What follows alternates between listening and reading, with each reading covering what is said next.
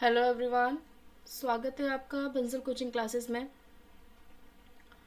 आज हमारा टॉपिक है क्लास 10th का last chapter of biology, that is our environment. इसमें हम पढ़ने वाले हैं इन्वायरमेंट किस तरीके से वर्क करता है, इन्वायरमेंट क्या होता है। सबसे पहले देखेंगे व्हाट इज़ इन्वायरमेंट।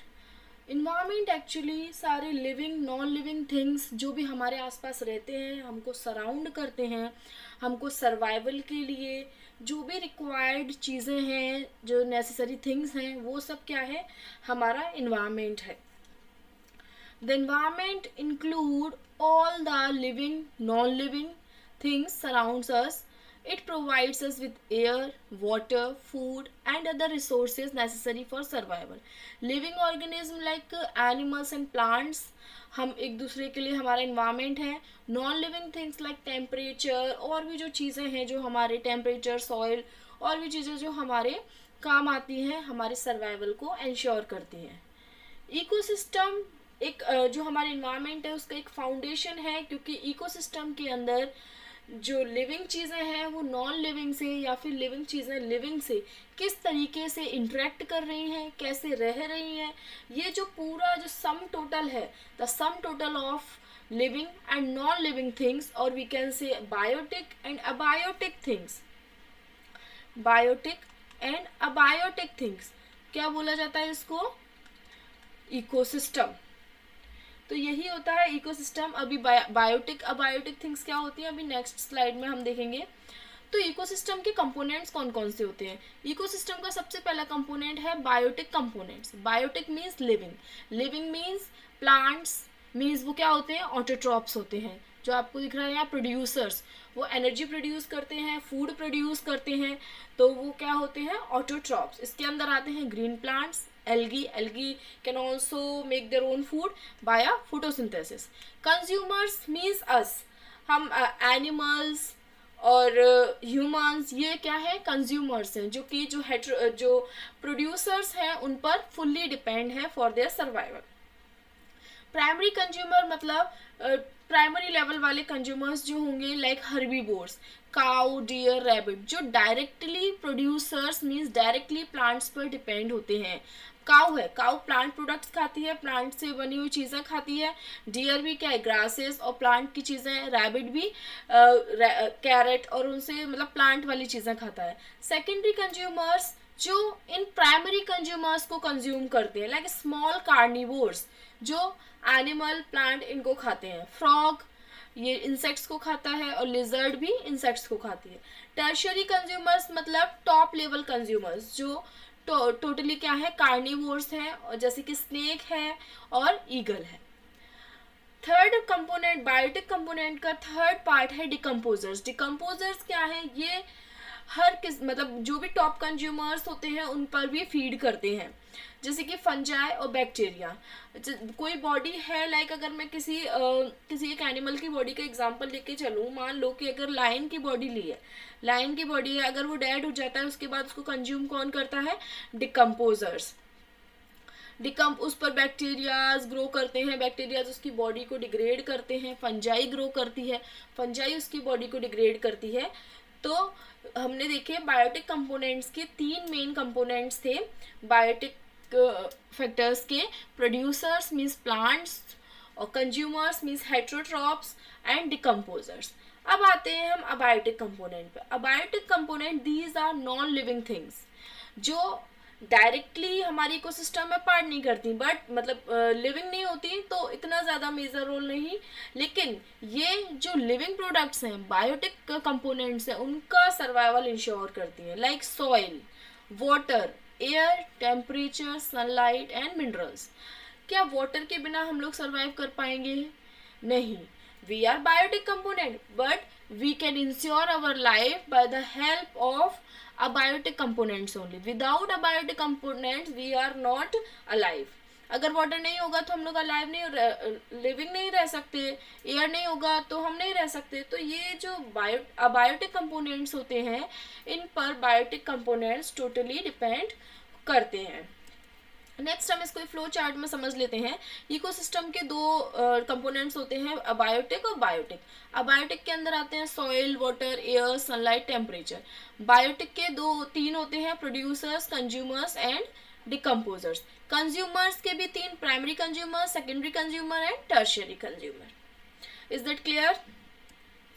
चलिए नेक्स्ट हम दूसरे टॉपिक पर चलते हैं, food chains and food webs. Food chains क्या होता है? किसी ने कोई फूड को इंगल्फ किया है, किसी ने कोई फूड खाया है, फिर उसको किसी और ने खाया है, मतलब एक जो चेन चलती जाती है एक के बाद एक, वो कहलाती है हमारी food chain. Like a food chain shows the sequence of who eats whom in an ecosystem। जो हमारे इकोसिस्टम है, जो पूरा लिविंग नॉन लिविंग थिंग्स का जो एरिया है, वहाँ पर कौन एनिमल किसको ईट कर रहा है, कैसे वो चेन चली आ रही है, that is food chain.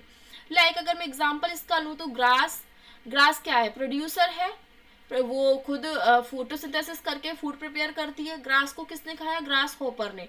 Grass hopper किसका फूड है? फ्रॉग का। Frog can eat insects. फिर फ्रॉग को कौन खा सकता है? स्नेक खा सकता है। और स्नेक को कौन खा सकता है? हॉक खा सकता है। अब इसमें देखिए एक चेन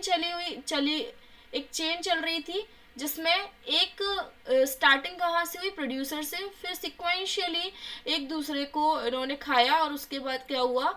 लास्ट जो कार्निवोर होता है वहां पर जाके स्टॉप हो जाती है। तो सबसे पहले ग्रास को देखेंगे। Grass is a producer, then grasshopper primary consumer, frog secondary consumer and snake tertiary consumer.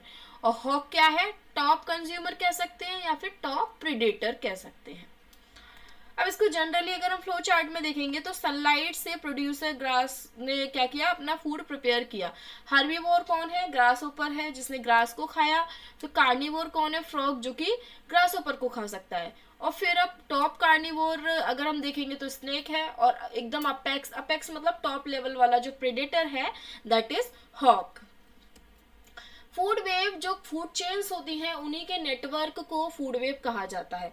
Food chains interconnected होती हैं, उसी को इंटरकनेक्टेड होती हैं, मतलब एक फूड चेन के बाद उसी में से दूसरी फूड चेन निकली हुई होती है, तो उसको फूड वेव बोला जाता है। It shows that one organism can be eaten by more than one organism and help maintain stability in the ecosystem। ये हमें बताती है कि एक ऑर्गेनिज्म एक से ज़्यादा ऑर्गेनिज्म के द्वारा खाया जा सकता है, और उससे भी हमारा इकोसिस्टम है, उसकी जो स्टेबिलिटी है वो मेंटेन रहती है। जैसे मैं अगर प्रीवियस स्लाइड में ही देखूं तो आप यहाँ पर देख पा रहे हैं ये फ्रॉग। अब फ्रॉग को स्नेक भी खा सकता है, फ्रॉग को कोई और एनिमल भी खा सकता है। तो यहाँ से क्या होगा? एक दूसरी फूड चेन चल जाएगी, और यहाँ पर एक और। तो ये जो दो फूड चेन या फिर मोर देन 2 फूड चेन का जो इंटरेक्शन होगा, इसको बोला जाता है फूड वेब। हम देखेंगे energy flow in the ecosystem, मतलब हमारे जो इकोसिस्टम है, नॉन लिविंग थिंग्स का जो सम टोटल है, उसमें एनर्जी कैसे फ्लो होती है। तो एनर्जी हमेशा यूनिडायरेक्शनल फ्लो होती है, एक ही डायरेक्शन में फ्लो होगी सिर्फ। लाइक अगर सन से हमारा जो एनर्जी सोर्स होता है वो सन होता है। सन से एनर्जी मिलती है प्रोड्यूसर्स को कौन खाता है? कंज्यूमर्स। तो वहाँ से एनर्जी जाती है कंज्यूमर्स में, देन कंज्यूमर्स के ऊपर फीड करते हैं डिकम्पोजर्स, देन अल्टीमेटली एनर्जी कहाँ जाती है? डिकम्पोजर्स के ऊपर पास। जो एनर्जी फ्लो है वो 10% लॉ से को फॉलो करके फ्लो होती है। ये 10% लॉ को एक साइंटिस्ट ने दिया था, लिंडमैन ने। तो इसको लिंडमैन्स लॉ ऑफ एनर्जी भी बोला जाता है। ये आप नोट कर लेंगे, लिंडमैन्स लॉ ऑफ एनर्जी। इसमें ये बोला गया था, इस लॉ में आता है कि only 10% of energy is transfer to the next trophic level. Means जैसे यहाँ पर प्रोड्यूसर है, फिर यहाँ से प्रोड्यूसर से कंज्यूमर से डिकम्पोजर्स। तो प्रोड्यूसर के पास अगर 100 जूल ऑफ एनर्जी है, एनर्जी की यूनिट होती है जूल, तो यहाँ से 10% का लॉस होकर के जो कंज्यूमर होंगे उनके पास जाएगी 10 जूल, और डिकम्पोजर के पास कितनी जाएगी? Only 1 joule. जो बाकी की एनर्जी होती है वो लॉस हो जाती है एज हीट, रेस्पिरेशन में चली जाती है, मूवमेंट में या ग्रोथ में। एक हम ये डायग्राम देख लेंगे एनर्जी फ्लो का। लाइक सनलाइट है, सनलाइट से हम एनर्जी मिली किसको, प्रोड्यूसर्स को, प्लांट्स को। इफ उनके पास 1000 जूल की एनर्जी है, फिर नेक्स्ट टॉपिक लेवल कौन सा होता है, हर्बीवोर्स, मीन्स प्राइमरी कंज्यूमर्स। तो 10% ट्रांसफर होगी, तो 1000 का 10% कितना होगा, 100 जूल। फिर देन दूसरे वाले टॉपिक लेवल में जाएगी कार्निवोर्स में, सेकेंडरी कंज्यूमर्स होंगे जो, वहां पर भी 10% ट्रांसफर होगी, तो वो क्या होगी, 10 जूल। उसके बाद टॉप कार्निवोर्स के पास सिर्फ कितनी एनर्जी बचेगी, 1 जूल एनर्जी। मीन्स हर एक ट्रॉपिक लेवल पर लॉस ऑफ 10% ऑफ एनर्जी, 10% जो एनर्जी है उसका लॉस हो जाता है। और जो अल्टीमेटली लास्ट में जो टॉप कार्निवोर्स होते हैं इस डायग्राम के अकॉर्डिंग, उसमें 1 जूल ऑफ एनर्जी बची है सिर्फ। आई होप ये क्लियर होगा आपको। नेक्स्ट टॉपिक है हमारा इस चैप्टर में बायोलॉजिकल मैग्निफिकेशन। बायोलॉजिकल मैग्निफिकेशन का मतलब है जो मतलब जैसे ही फूड चेन में प्रोड्यूसर से कंज्यूमर्स, कंज्यूमर्स से कौन होते हैं, डिकम्पोजर्स, इन तक जाती है, तो हर एक लेवल पर एक हार्मफुल केमिकल्स का जो लेवल है, कंसंट्रेशन है, वो बढ़ता जाता है। मान लो अगर इसमें 1% है तो इसमें 2% हो जाएगा, फिर इसमें 3%, ऐसे लेवल बढ़ता जाता है। उसका रीजन क्या है, जैसे प्रोड्यूसर्स हैं, प्रोड्यूसर्स तो प्लांट्स होते हैं, इनमें हार्मफुल केमिकल्स इतने नहीं होंगे, तो कंज्यूमर्स ने इनको ईट किया, तो कंज्यूमर्स के पास कुछ, अगर इनमें कुछ होंगे तो वो हार्मफुल केमिकल्स कंज्यूमर्स के पास जाएंगे। अब कंज्यूमर्स के पास इनके खुद के हार्मफुल केमिकल्स भी हैं और प्रोड्यूसर्स के भी हैं, तो ये दोनों कहाँ जाएंगे, डिकम्पोजर्स में। तो डिकम्पोजर्स के पास अल्टीमेटली किस किस के हार्मफुल केमिकल्स हुए, कंज्यूमर्स के भी और प्रोड्यूसर्स के भी। चलिए इसकी डेफिनेशन देख लेते हैं। Gradual increase in concentration of harmful chemicals like pesticides, DDT, heavy metals as we move up the food chain. जैसे ही हम फूड चेन में आगे बढ़ते हैं तो इनका जो कंसंट्रेशन होता है हार्मफुल केमिकल्स का वो बढ़ता जाता है। Producers absorb small amounts, obviously producers के पास बहुत ही कम अमाउंट में जो हार्मफुल केमिकल्स होंगे। Consumer eat many producers, chemical accumulate more, इसलिए कंज्यूमर्स के पास more chemicals, harmful chemicals accumulate, store हो जाते हैं। Top predators have maximum concentration, top predators जो होंगे उनके पास सबसे ज़्यादा हार्मफुल केमिकल्स होंगे। रीज़न क्या है कि उन्होंने जो नीचे जो उनके डाउन लेवल के ट्रॉपिक लेवल्स हैं उनके लाइक प्रोड्यूसर्स, कंज्यूमर्स, उसमें भी प्राइमरी कंज्यूमर, सेकेंडरी कंज्यूमर, इन सब के जो भी हार्मफुल केमिकल्स चेन के थ्रू आ रहे थे वो सब अब किस में आ गए हैं, टॉप प्रेडेटर्स में। तो top predator will be more affected. एक एग्जाम्पल हम इसमें देख लेते हैं, जैसे वाटर और सॉइल है, इसमें क्या है, डीडीटी एक हार्मफुल सब्सटेंस होता है वो प्रेजेंट है। अब इसको फाइटोप्लैंक्टन होते हैं, छोटे छोटे प्लांट्स में आ गया, ये वाटर सॉइल और वाटर से एब्जॉर्ब होके प्लांट्स में आ गया। फिर छोटे छोटे प्लांट्स को जो वाटर में होते हैं उनसे जू प्लैंक्टन मतलब छोटे वाले एनिमल्स ने, जो वाटर एनिमल्स होते हैं उसमें इंसेक्ट टाइप के, उन्होंने ईट कर लिए वो प्लांट, तो उनकी बॉडी में चला गया थोड़ी बहुत जो डीडीटी था वो। फिर स्मॉल फिशेस ने उसको खाया तो कुछ अमाउंट में डीडीटी स्मॉल फिशेस के बॉडी में चला गया। फिर स्मॉल फिशेस को लार्ज फिशेस ने खाया तो और डीडीटी बढ़ गया। फिर उसके बाद लार्ज फिशेस को ह्यूमन ने खाया तो उसके बाद तो उससे क्या होगा, जो डीडीटी का कंसंट्रेशन है वो हर एक लेवल पर, हर एक टॉपिक लेवल पर बढ़ता गया और सबसे ज़्यादा कंसंट्रेशन किस में हुआ, ह्यूमंस में। इसको आप ऐसे याद रख सकते हैं, एनर्जी 10% कम होती है हर एक टॉपिक लेवल पर, जैसे ही टॉपिक लेवल बढ़ते जाते हैं। मींस जो टॉप प्रेडेटर्स होंगे उसमें सबसे कम एनर्जी होगी। और बायोलॉजिकल मैग्निफिकेशन मतलब हार्मफुल जो केमिकल्स हैं वो किस में सबसे ज़्यादा होंगे, वो टॉप प्रेडेटर्स में होंगे। दोनों एकदम ऐसे अपोजिट चलते हैं। नेक्स्ट हम टॉपिक देखते हैं ozone layer depletion. Ozone layer आपको पता है, ओजोन लेयर हमारे स्ट्रेटोस्फीयर में प्रेजेंट होती है, जो कि जो हार्मफुल यूवी रेज होती हैं सन से, जो भी अल्ट्रावायलेट रेज होती हैं हार्मफुल, उनको एब्जॉर्ब करके हमें बचाती है। लेकिन नाउ डेज क्या होता जा रहा है कि क्लोरोफ्लोरोकार्बन गैस की वजह से या फिर और भी डिफरेंट मतलब पॉइजनस गैसेस की वजह से जो ओजोन लेयर है वो डिप्लीट होती जा रही है। डिप्लीट मतलब थिन होती जा रही है और उसमें क्या होल होते जा रहे हैं।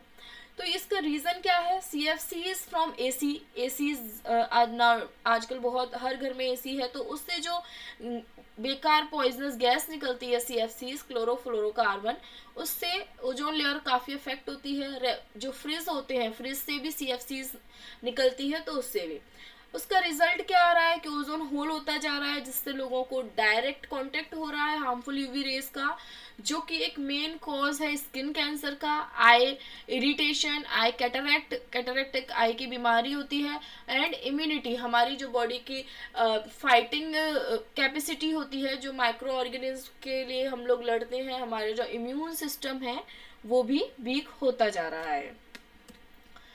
नेक्स्ट हमारा एक और इसमें सब टॉपिक है वेस्ट मैनेजमेंट। पहले वेस्ट मैनेजमेंट से पहले हमें ये पता होना चाहिए कि वेस्ट होते कितने, मतलब कौन कौन से वेस्ट हैं। तो वेस्ट दो प्रकार के होते हैं, दो टाइप होते हैं, बायोडिग्रेडेबल और नॉन बायोडिग्रेडेबल। बायोडिग्रेडेबल ऐसे टाइप के वेस्ट हैं जिनको हम डिग्रेड कर सकते हैं, मतलब जिनको हम डिकम्पोज कर सकते हैं, और माइक्रोब्स जिनको डिकम्पोज कर सकते हैं इजीली। नॉन बायोडिग्रेडेबल ऐसे वेस्ट हैं जो कि बहुत सालों तक रखे रहते हैं और ये इजीली डिकम्पोज नहीं होते हैं। देखिए इसमें आपको एक टेबल दिख रही है। बायोडिग्रेडेबल में एग्जाम्पल क्या हो जाएंगे? फूड वेस्ट मीन्स हमारा किचन वेस्ट जो होता है, पेपर और डंग, easily decomposed by microbes, and non-biodegradable plastic, glass, metals not easily decomposed, stay for years। इसीलिए आपको बोला जाता है डोंट यूज प्लास्टिक, क्योंकि प्लास्टिक इजीली डिकम्पोज नहीं होती, फिर वो इन्वायरमेंट में ऐसे ही रह जाती है और उसको फिर एनिमल्स इनगल्फ कर लेते हैं, जो कि बहुत ही हार्मफुल होती है। लेकिन जो नॉन बायोडिग्रेडेबल सब्सटेंसेस हैं उनको रीयूज करके रीयूज किया जाता है, जिससे उनको बार बार यूज करते हैं हम लोग, नए प्रकार से उसको यूज कर सकते हैं। इसके लिए एक प्रिंसिपल है 3R प्रिंसिपल, जिसमें रिड्यूस, रीयूज, रिसाइकल।